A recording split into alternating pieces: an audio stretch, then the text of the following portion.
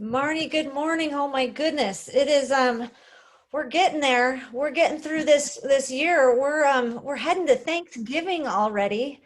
And the weather's chilly here in Phoenix. I finally got my GCU jacket. I love this jacket and I never get to wear it because it's usually kind of hot outside, but today it's nice and I can't be more thrilled to have these amazing guest experts from the chilly country right now. They're in a different time zone than we are, and so excited to have them on board today to talk about online curriculum development. Yes, especially since, we've pivoted to online. We pivoted to online so long, many months ago, but I'm still learning, oh, wait, I'm still thinking like an in-classroom teacher. I need to change some of that. So I'm constantly learning. So I'm really excited to learn from them today as well.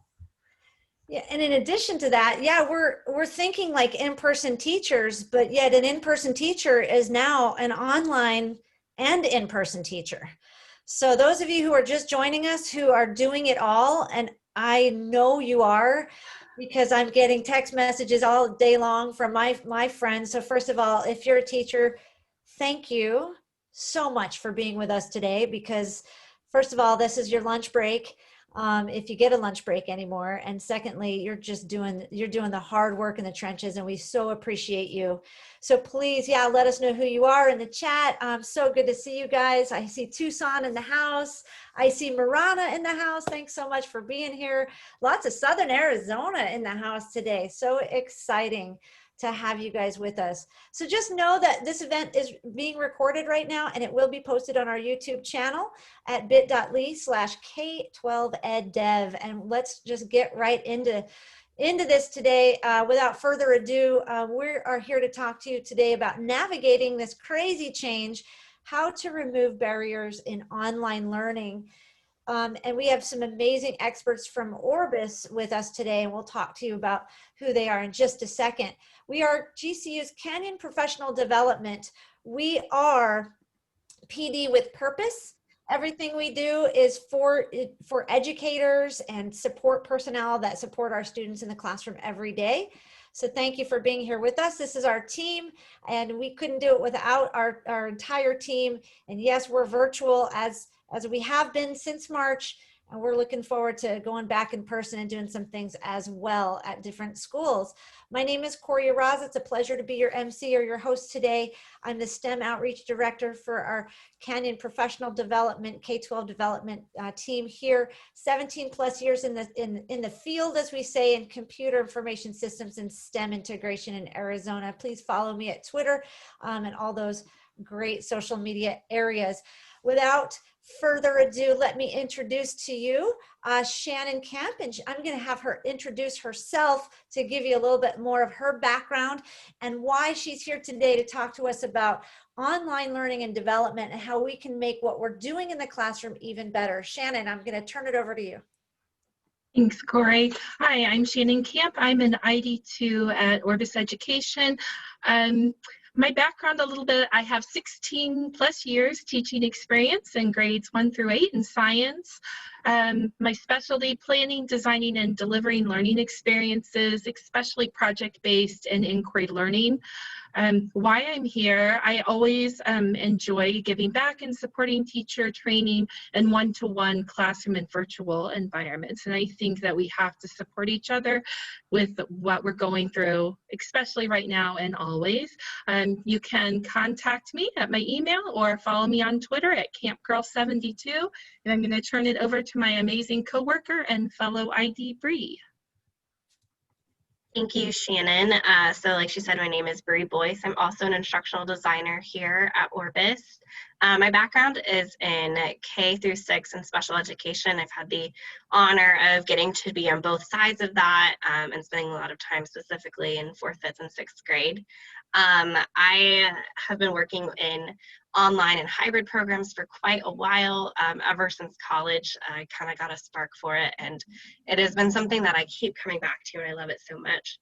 I love helping to give back as well, and I've been able to help design and develop curriculum for a local church. And it's been great because they've just started implementing it, and it's been beautiful to watch come together. So I'm going to hand it back over. Thank you so much, Shannon and Bre. It is just a pleasure to have both of you. And I just want to quickly give a shout out to Jason Thorne, who's in your windows as well. If it weren't for his leadership, these experts wouldn't be here with us. So thank you so much, Jason, for being with us today. And he's going to share his expertise over chat as well.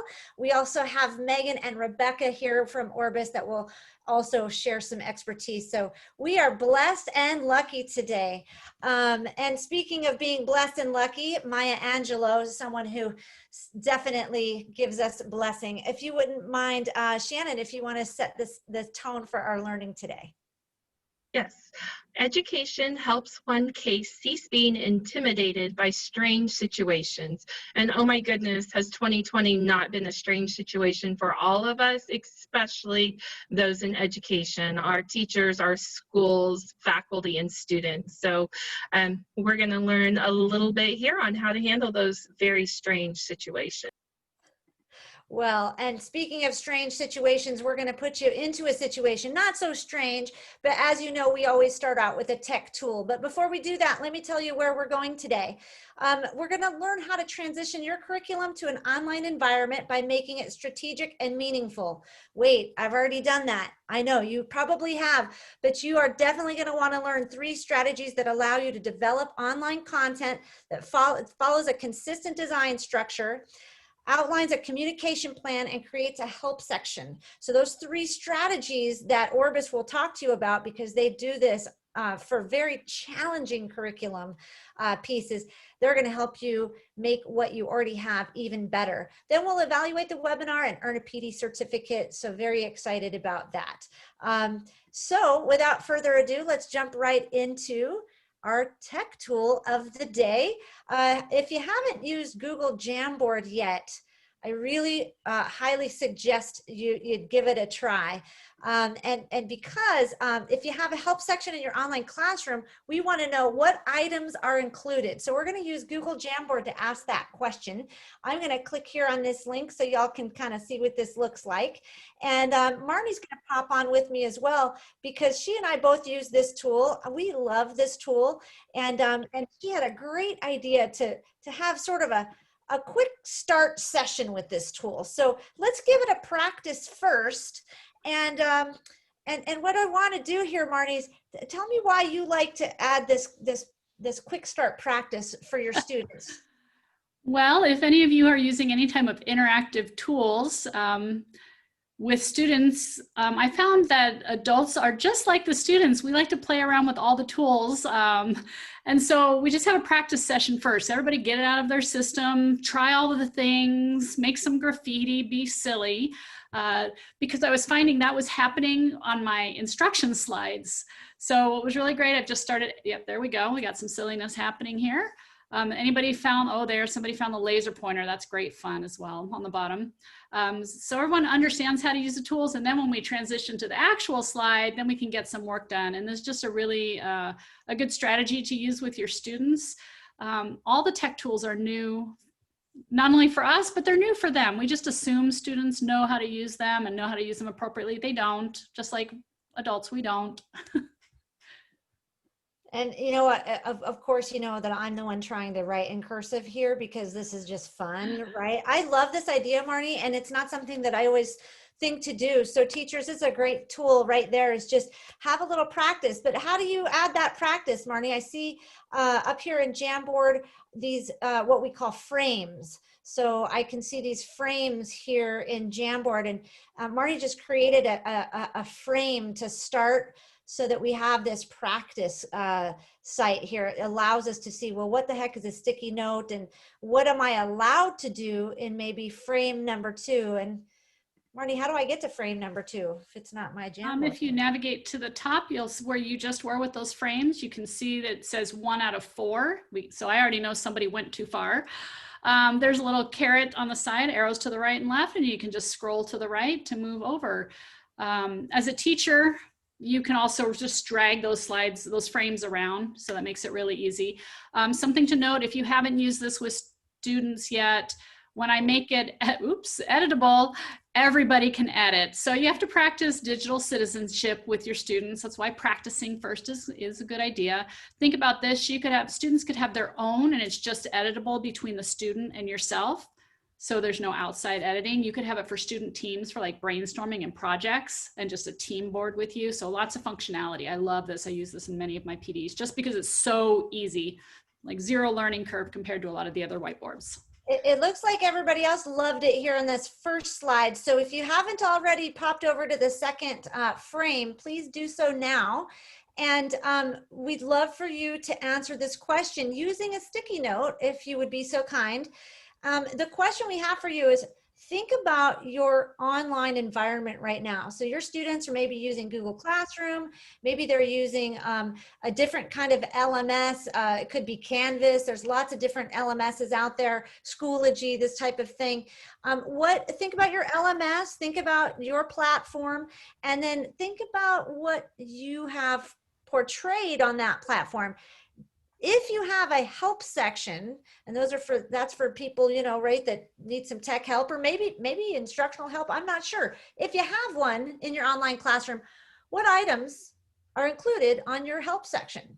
So now is the time we're going to ask you to answer that question using a sticky note. Would be great. And the sticky notes are right here in the center. So this is your pen, your eraser, your pointer or selector. There's your sticky note. You can change the color of your sticky note if you like, whatever you like to do. But tell me what's on your help section in your online classroom.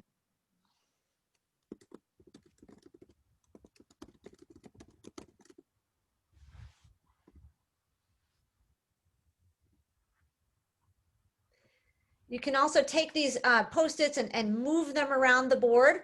So, and I can do that as well as the teacher. And you can also tell your students that, hey guys, I just want you to make a sticky note. If you want to move it around the board, you can. Otherwise, I can pull it and move it around the board. But we're seeing some really good interaction here. And what's great is if you have a co-teacher. So right now, Marnie's a co-teacher with me. I can just do the teaching part and ask her to move those Post-it notes around in such great areas. And Shannon and Bre are also, I know they're doing the same thing, utilizing that teacher training and helping in this manner as well. So let's see, Shannon, Bre, what are your thoughts about some of these comments here? These look like some really great ideas to have in there. I'm happy that we actually have those help section, because that's a really important resource for the teachers to have for students and for parents. So definitely see lots on the LMS links. Those seem to be issues when we're going online. How about you, Bre? I love that we're including contact information, office hours, things like that, how to retrieve passwords.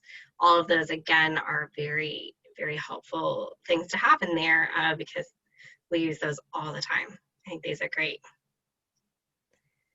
And the syllabus link, thank you for that. That is huge. And how to find homework.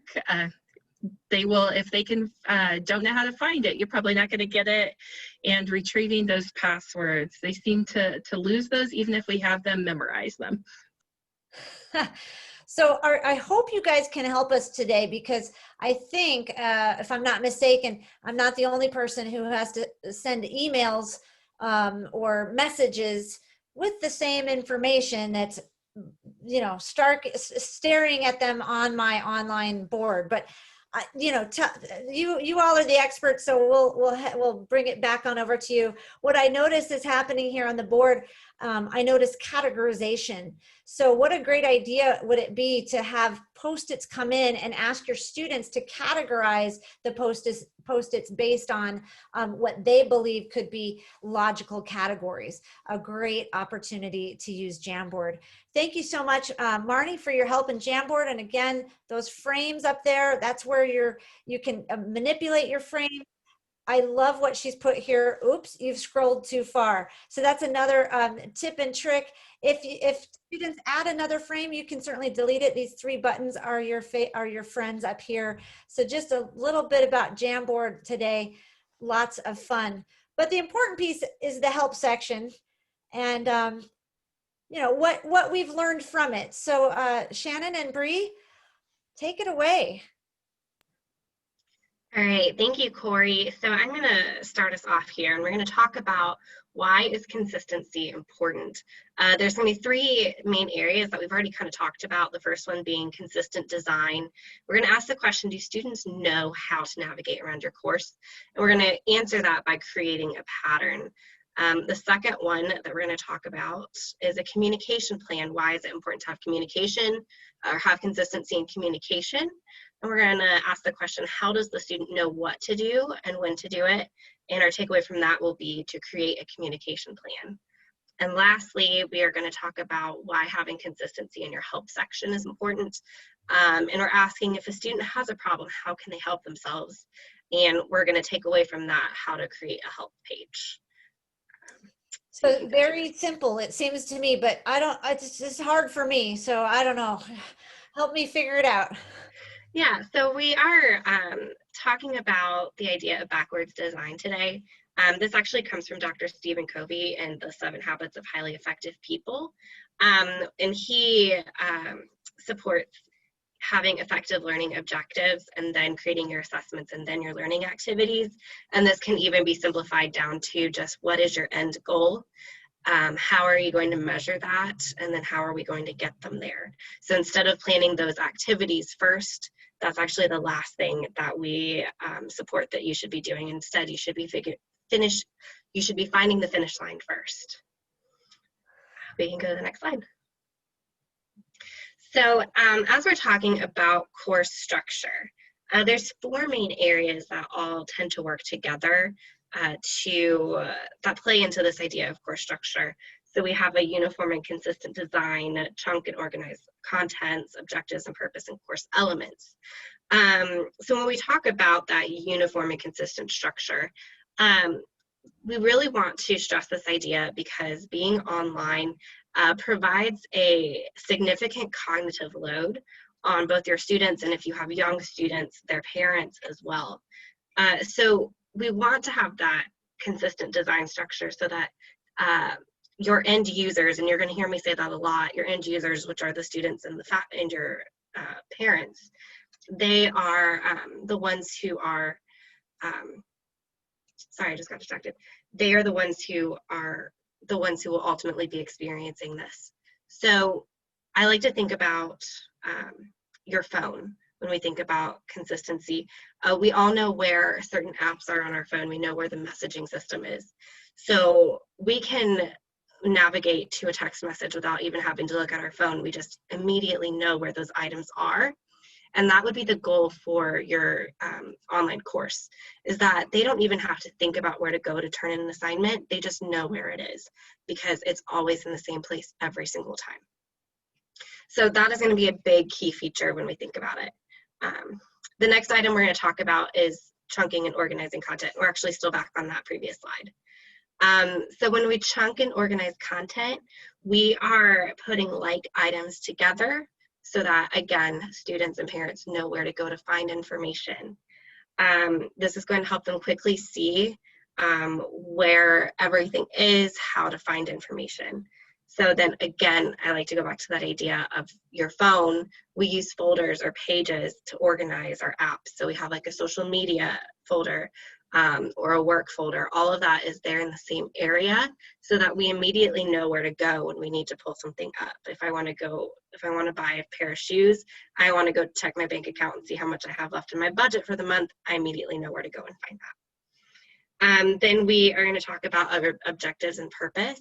So as educators, we know, of course, our students need to know what it is that we're doing in a lesson, but we also want them to know why. One of my favorite examples that I've heard about this is a faculty member I was working with in a nursing course had planned for students to spend a large amount of time working on military time.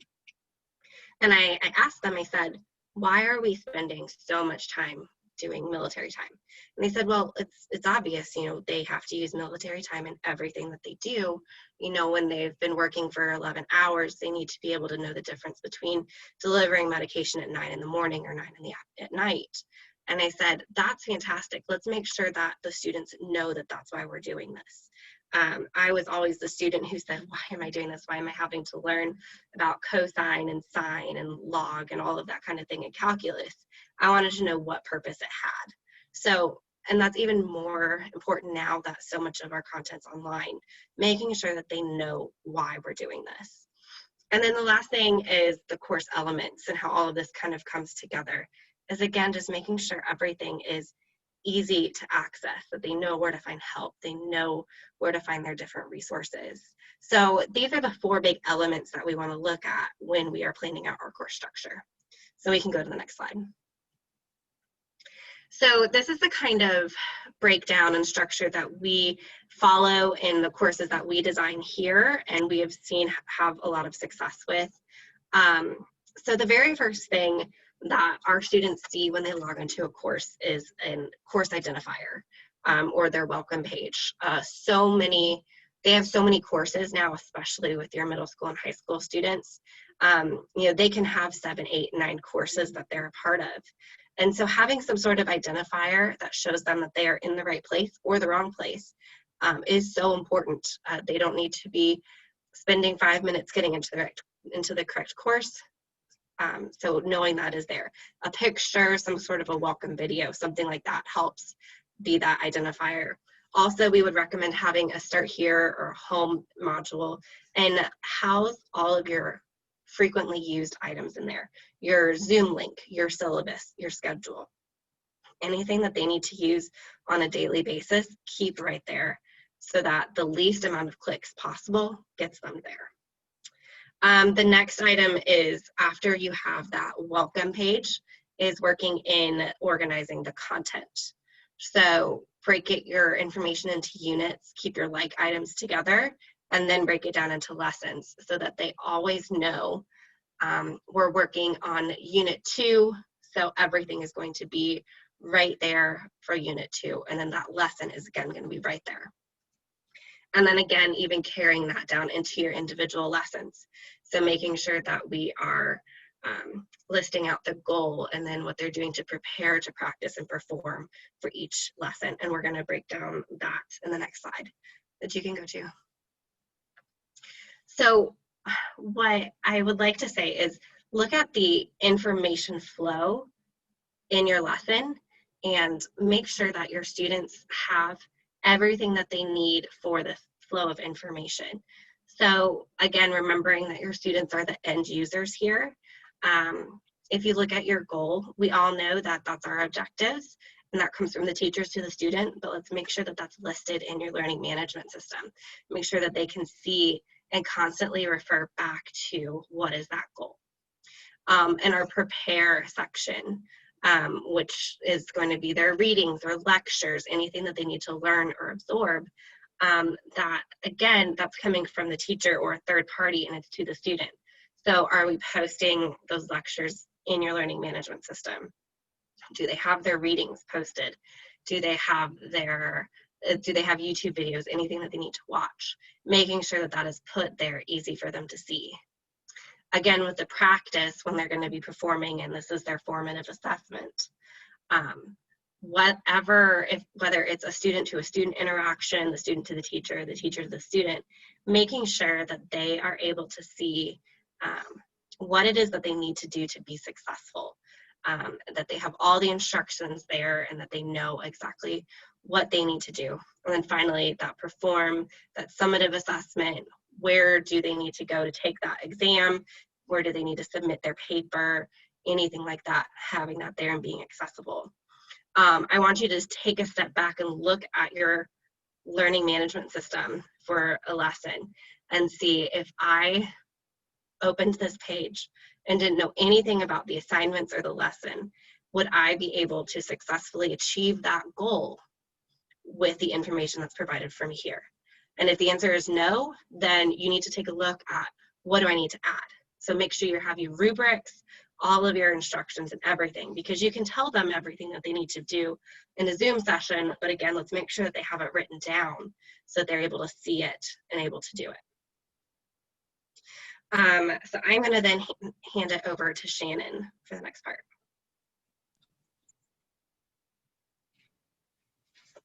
Thanks, Bre. So you have your course structure, you have a system of organizing it. We also need a communication plan. Communication with our students and our families is very, very important. Lack of communication or miscommunication causes a lot of issues that if we had a system in place would be resolved, so we can really focus on things that need to be escalated. So first and foremost, we definitely need to create that communication plan. I like to use templates. I feel like it keeps me organized. So choose a template to use. It can be on a piece of paper. It can be uploaded into your LMS. If you don't have a template, then we can share one with you. I think they're going to put that in the link, so you can use that. At the very minimum, you want it to have a standard format. So what it is that you're sharing. Is it due dates? Is it feedback? Is it reminders? Is it updates? When is this information going to be shared or communicated with the students? Is it going to be at the start of the semester, at the beginning of the week, during the lesson, or is it as an on-needed basis? To whom is the information going to be shared? Is it going to go out to all of your students? Is it going to go out to a group of students or individual students? And how do you plan on sharing that information? Is it going to have a designated place in the LMS? Bre mentioned your homepage before. That is a great place to put some information. Is it going to be attached to your assignments? Are you going to be emailing the students or putting it in announcements section? So those are the 4 basic things that we recommend including in a communication plan. You can also have a section that tells who helps with what. If you are the teacher and you have a co-teacher or students that are in charge of things, or an administrator of your LMS that helps out, they may help with some of these communication. But if it's you, I mean, that needs to be listed as well. Also, where everything is located. We've talked about that cognitive load. It needs to be consistent. You need to know where it is at, and so do the students. The second part of this is once you come up with your communication plan, you need to share it with the, oops, sorry, I'm still on the previous page. I'm just talking a lot. I have a quick question for you when you're finished. Go right ahead. Keep going. Oh, no, I can take the question. I will not lose my place, I promise. Thank you, Shannon. So I want to really be clear about this communication piece, because I think a lot of K-12 instructors, especially in this new COVID environment, I don't know that they're asking, say, administrators for their opinions or what have you. And maybe the confusion is, oh, my administrator is going to get that to me. And so I won't put anything on my website until that communication comes out. Can you talk a little bit about what my role as a teacher is if I'm not getting clear communication from the top? Not to any of their fault, just because they might not know yet. I think at the very basic, and I'll let everyone else hop in here as well. In my classroom, I always had a communication plan in place to reach out to my parents. So I feel that in an online learning environment, you still have to have accountability for your classroom and your classroom management. You can add in those pieces coming from the administration, but you know when your due dates for your assignment are and where they're going to be located and how that's going to come out to the students. You know when you're going to give feedback to the students and what reminders they need. So even if it's at a top level, we still have ownership of our own classroom, and we still need to be able to communicate those pieces to our students and family, and then we can add in those extra pieces that come from our administrative level. But I see my online classroom the same way I saw my classroom when it was brick and mortar, and I still personally had accountability to creating that communication plan and setting the tone for my students, for our classroom family. Thank you. Oh, we got you on mute. Hold on. Sorry. There we go.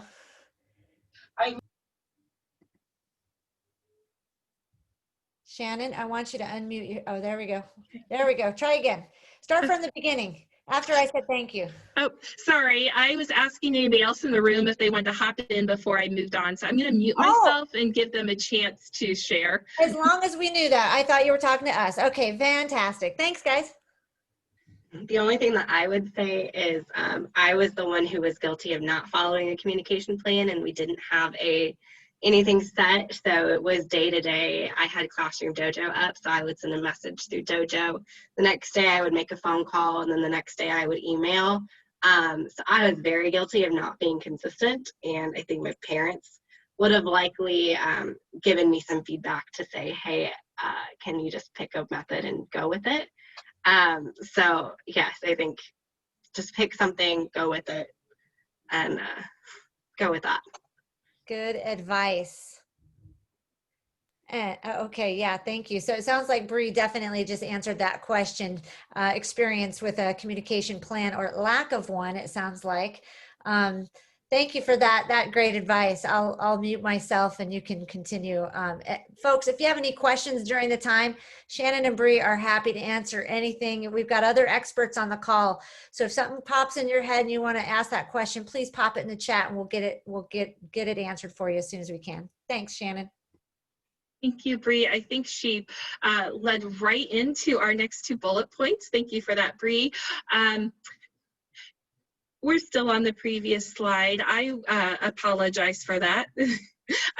So definitely share it with your students, share it with your parents. You can use your LMS to share it. You can use a third-party messaging app like Remind or Band, but make sure that information is communicated to your end user. If they don't, it doesn't matter how great your plan is, if they don't have the plan, they don't have the information, they can't use it.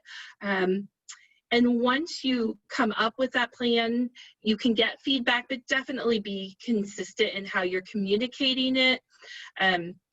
You have to keep it, as Bre said, in the same spot. You cannot give your due dates in an announcement, and we use Canvas a lot in announcements, at least I personally do, then in a remind, then in an email, then embedded in the assignment. So however you're choosing to share the information, make sure that it is consistent, because if you don't know where it's located, the students are definitely not going to know where it's located, and it will save you a lot of frustration on your end, the students, and then the parent, and if you're just very consistent with where that is located. And the feedback is important. We're all learning. We expect our students to be always evolving and changing and being growth mindset. So we should also be the same way as teachers and educators to make sure that we're asking for that feedback from the students and parents. What is working well? What do we need to adjust? And have that open communication and let them know things may change based on your feedback. You can move to the next slide finally. I made you wait a while on that one. So following up with that, once we've communicated information, we need a help section. We actually referred to that earlier during our Jamboard, and you guys covered a lot of what we're going to share. So that was awesome to see.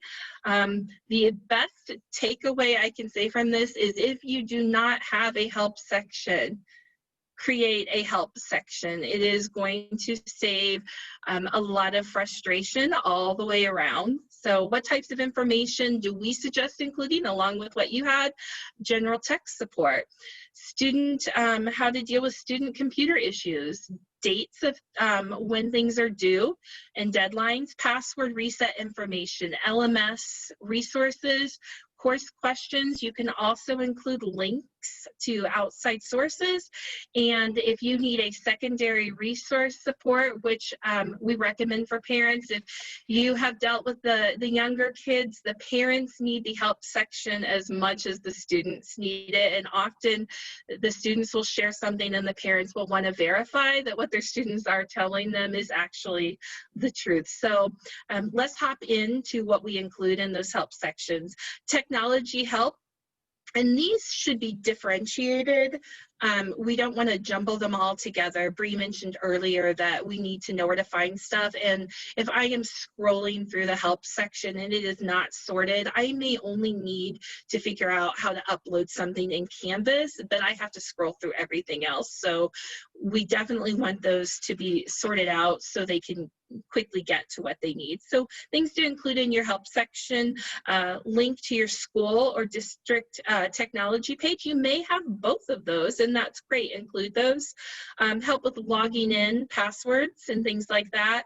The technology you use for assessments and delivery of content. So that would be Zoom or Google Docs or Google Classroom or whatever you're using to deliver information to your students, but also what they would use to complete assignments. And then our LMS help section, we have links we can share with you if you like for Canvas, Moodle, Blackboard, Schoolology, and Desire to Learn. So we can share those with you, and you can share those in your LMS help. If those are not one of those, if you go to your LMS platform, there should be board upon board to help you through any LMS issues that you have that you can share with your students. Our next section would be specific help related to things like assignments and questions. A lot of times it's easy, as Bre said, just to have a click and go. So if you have a link that can directly email the instructor, they're not scrolling. If they haven't found their answer anywhere else, they can just click it and send you the question. If you want them to be self-sufficient, I highly suggest an ask your instructor, discussion area where the students can post their questions. The caveat with that is, if the students are helping each other, please monitor that to make sure that misinformation isn't shared, so you're also giving feedback and kind of guiding that. It's great to have the students rely on each other, but it's still our responsibility as instructors to make sure that the information they're sharing with each other is accurate and we don't have a lot of misconception going on. You can also use the specific help area if you get the same questions over and over, to have an FAQ, a frequently asked question section here. I know that when I was using my Canvas, I think the students were always asking, and when is this due? And I'm like, well, this is where you can find it, or what am I supposed to do? This is where you can find it. So if you're getting those questions, it's an easy thing to do to add that, and it may at least reduce it, or if not, someone can put in the ask the instructor section. Look at the frequently asked questions. And the final one that's not up here, and we mentioned it earlier, is that secondary technology. And that's any other technology you may use in your course, like Flipgrid or Jamboard or VoiceThread or Padlet. This is helpful for both the students and the parents. You can either include a link here to the resources, or one of my favorites is to make a tutorial in this section to help your students, or you can find a lot of tutorials on YouTube that are already available. So that is my information on the help section. You know, before we move on, you mentioned tutorials, and she said you can find a lot of tutorials on YouTube, and you can. And you can also find a tutorial on how to use Padlet from our channel. And what I love about this is that you said you could use Padlet as a secondary help section, which I love that idea, because it's really just the Padlet wall is that same idea as kind of the Jamboard. You can have parents post their questions there. Now, I would caveat that to make sure that people know they've got to check it out, right? I mean, we don't want anything that's inappropriate on there, or like if someone's going to use that to ask a question, we want to make sure to be available to answer those questions, right? So something that is manageable, I guess.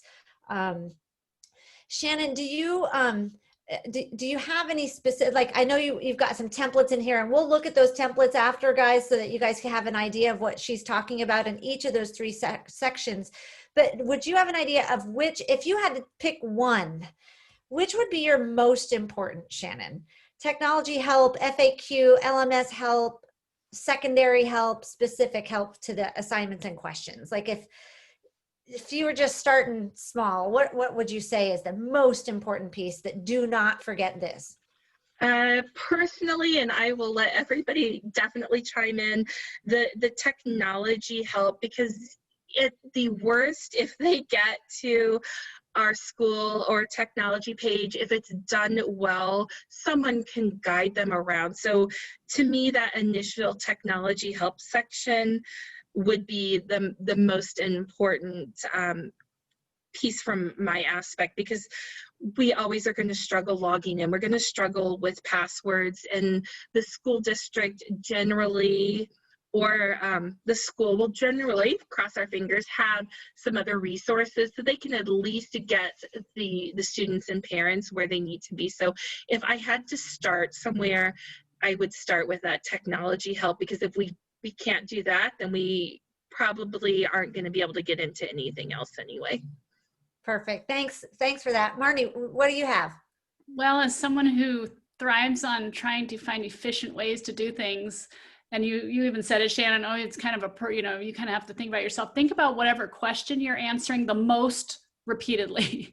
Which question is driving you crazy from your parents and your students? And that's the one I would make sure I'd put on, which I'm sure it's the, the logging on information. But because it seems like such a giant list, I would attack it that way. Which is your most asked question, and just go in reverse.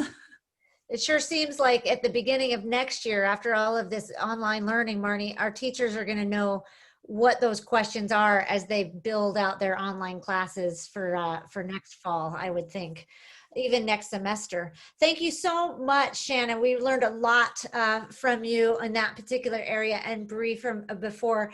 And we will definitely have some time for Q&A at the end of this session, so don't go anywhere.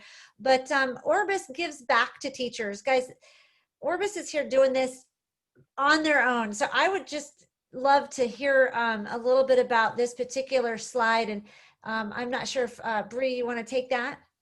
Sure, yeah. So you can find out what we are up to by going to our news page on our website, orbiseducation.com.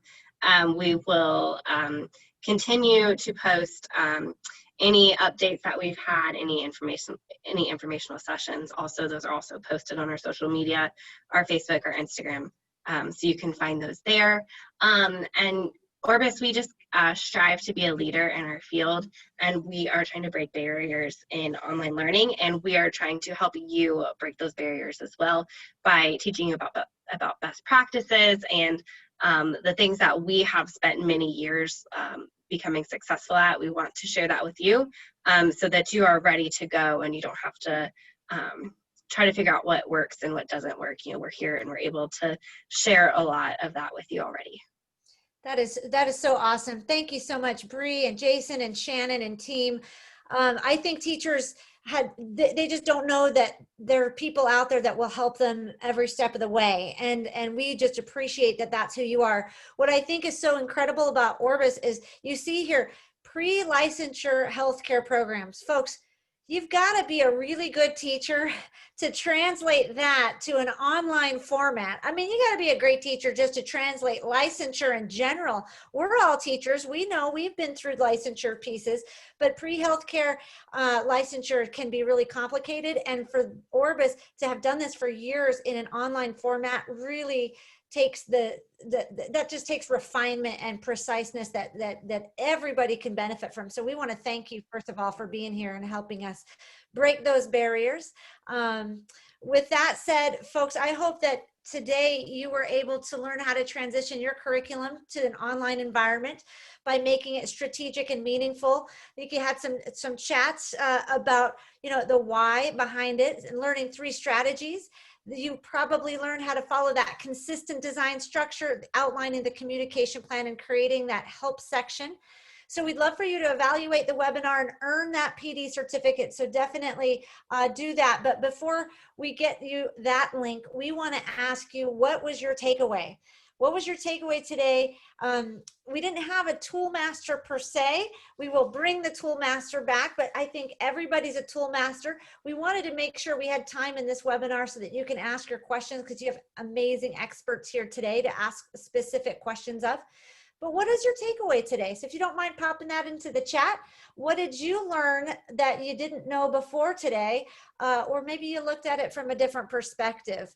I see it already. Content, consistency. Yes, consistent content. Thank you so much for that, Jennifer. And I don't know if you go by Nathaniel or Nathan, or but that is very, very cool. Desired goal, behavior.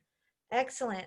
Yes, Patricia, I agree. Having a communication plan. And Bre, thank you for your vulnerability there to say, hey, I broke the rules. You know, I think we all have, right, Bre? I mean, that's, what are your thoughts there?